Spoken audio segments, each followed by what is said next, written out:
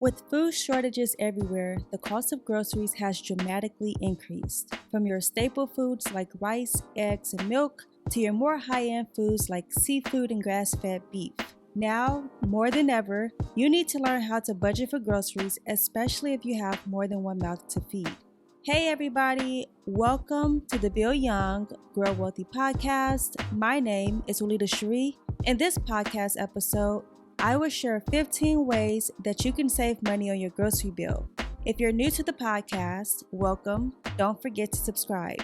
If you're a return listener, please be sure to share this episode with a friend. Without further ado, let's get into this.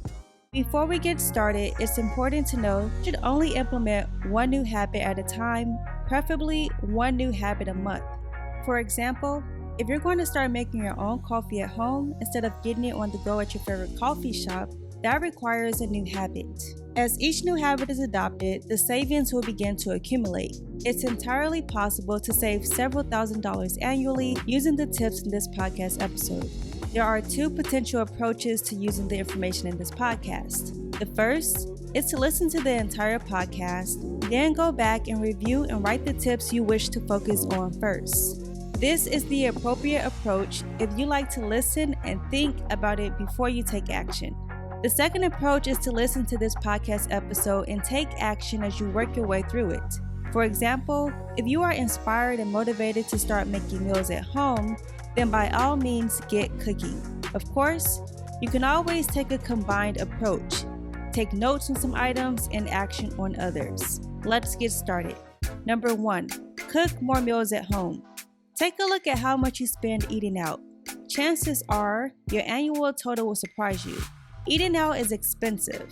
You can save hundreds of dollars each month and thousands annually if you cook at home more often. It's not as difficult as you might think either. There are some truly useful recipe sites that also create your grocery list for you and show you how to cook and/or meal prep.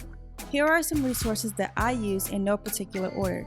Pinterest, a search app and website for everything, especially food.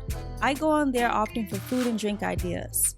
You can find any diets, ethnic foods, grocery lists, or anything you want to know there.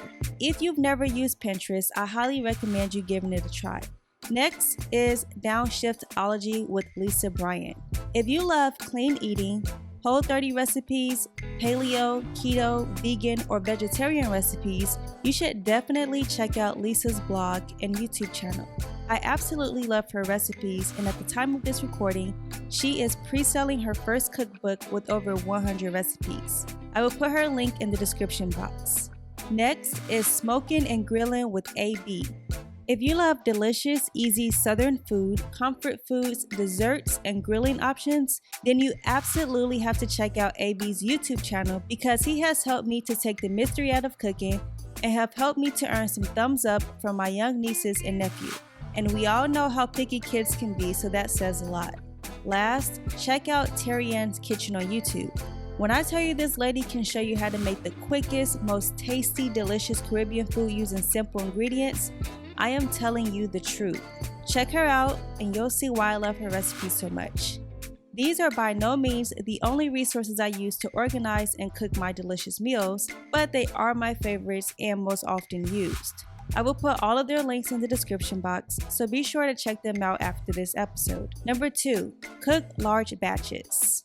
Cooking at home saves money. Cooking in large batches saves even more money. For example, you can buy chicken breasts in bulk and cook them all. Freeze them, then when you need a fast dinner, you can thaw the chicken breasts, heat, and enjoy. Casseroles are great for freezer cooking. Breakfasts are too. For example, you can make a large batch of waffles, freeze them, and pop them in the toaster in the morning for a fast and healthy breakfast. Save money and eat well. Head to Pinterest or Downshiftology with Lisa Bryant to learn how to meal prep and cook large batches of food. Number 3, take your lunch. How many days do you eat out during the week? Even if you're going through the drive-thru and eating a fast food lunch, you could be spending $30 or more a week on lunch. Why not take a lunch and save money?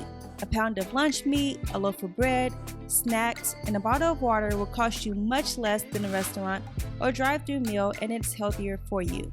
You can also use leftovers to make great lunches and throw away less food. In my opinion, Aldi grocery store has the healthiest and cheapest lunch ingredients you'll need. Number 4, make your own snacks. One of the most expensive items on your grocery receipt will undoubtedly be snacks. Not only are they expensive, many of them just aren't good for your health. You can make your own snacks and save hundreds annually. For example, popcorn is easy to make.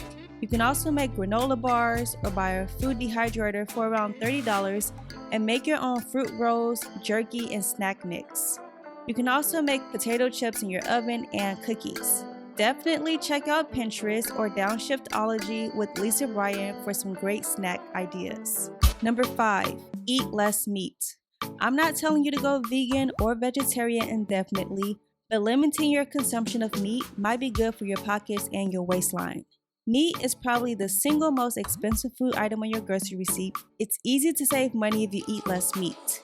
Add 1, 2, or more vegetarian meals to your weekly plan, or you can try what I do and have meatless Mondays at least once a month. If you're worried about getting enough protein, remember that beans, nuts, eggs, and dairy all provide protein. Some of the best meatless meals I have ever eaten have come from a YouTuber called The Chic Natural. She's vegan, but the woman can show you how to season your food to perfection. I will put her channel link in the description box as well. Number 6, make a list before going grocery shopping. There are several rules of thumb when it comes to grocery shopping or shopping of any kind. The first and perhaps most important is to make a list of the items you need and only the items you need. It's easy to toss items into your cart that you don't need, and it's easy to spend more than you want to. Instead, make a list, stick to your weekly meal plan and your budget, and save money. I recommend writing your list down on paper or using grocery list apps such as AnyList, Mealime, Our Groceries, OptUp, or ListEase. Number 7, go grocery shopping when you're pressed for time. Instead of saving grocery shopping for the weekend when you have plenty of time to wander around, go when you're in a rush. Squeeze it in during your lunch break, get it done in between picking up and dropping off your kids if you have any, go right before dinner, but make sure you're not hungry. And when you shop in a hurry and shop from a list, you won't toss extra items into your cart, you'll grab the items on your list and get out. Number 8, shop seasonal produce. When you're at the supermarket or making your grocery list for the week, keep in mind what's in season. The fruits and vegetables that are in season will be much cheaper because they didn't have to travel from halfway around the world to get to your table. Consider subscribing to a recipe or cooking blog because they'll likely post seasonal recipes, which makes it much easier for you to shop and save. My best tip for you would be to go to Pinterest and type in seasonal vegetables and fruits. That way you can have an idea of things to buy and things not to buy. Number 9, hit the farmer's market. Fruits and vegetables at your farmer's market are cheaper than they would be at the grocery store. This is because they don't have to pay for transportation from the farm to the stores. They're local, and they're often fresher and contain fewer chemicals like pesticides and fungicides. Make a day of it and head to your farmer's market to buy your produce. Number 10, buy store brands. Store brands have come a long way in the past years. Store brand frozen vegetables, for example, can cost less than half of what a name brand costs, and there's little to no difference. Try coffee, milk, eggs, frozen foods, household cleaners, and paper products. Over-the-counter painkillers, allergy, and cold medications are also much less expensive. Number 11, buy non-perishables in bulk. Head to your Costco or Sam's Club or your supermarket when non-perishables are on sale and stock up. We're talking about rice, canned foods, soup, pasta, and even cat and dog food. These items can be more than 50% of your annual grocery bill, and they don't have to be. Buy them in bulk and save money. Number 12, clean out your refrigerator weekly. How much food do you throw away? If you're like the average American family, then you throw away almost half of what you buy. That's a lot of wasted food and money. Instead of throwing away all that money, save money and clean out your refrigerator each week. Move the food that's near its expiration date to the front of the refrigerator and plan your meals around that food. When freezing foods, be sure to put the date on them so you can also make sure you don't lose foods to freezer burn. Number 13, make your own coffee. If you have a daily coffee habit, then consider making coffee at home. A standard coffee pot begins at around $30. You can buy bags of bulk fresh ground coffee from Costco or Sam's Club and get 50 plus cups of coffee depending on how strong you like it. You can also buy bulk filters that cost a few dollars, and a bag of 300 will last almost an entire year, assuming you make coffee every day. And if you like fancy coffees like lattes, cappuccinos, Americanos, etc., you can buy an espresso machine for a little bit more. You can spend $40 to $100 on a good machine. Spread the cost of that out over a year, and even at the high end, you're only spending about 30 cents a day for the first year. Then the machine is paid for. Over the course of a year, you're spending more than $1,000 on coffee buying from a coffee shop, or you can make it yourself just the way you like it and spend less than $200 annually, including the coffee machine. For Starbucks DIYs, check out Pinterest. You're welcome. Number 14, downsize your coffee. We've already mentioned that it's cheaper to make your own coffee than to go to a coffee shop. That being said, many people just don't want to have to give up their occasional coffee shop treat. You can save money by simply ordering a smaller coffee. Instead of ordering a 16-ounce coffee, order a 12-ounce coffee. You'll save a few dollars and it all adds up. Number 15, eat out during happy hour. If you must eat out, the best bang for your buck will be on a happy hour menu at your local restaurants. This is a much cheaper alternative than their dinner menu, which sometimes can be double the cost. It's also a great way to try new restaurants and save money too. Saving money on groceries isn't difficult, however, it does require paying attention to details and forming better spending habits.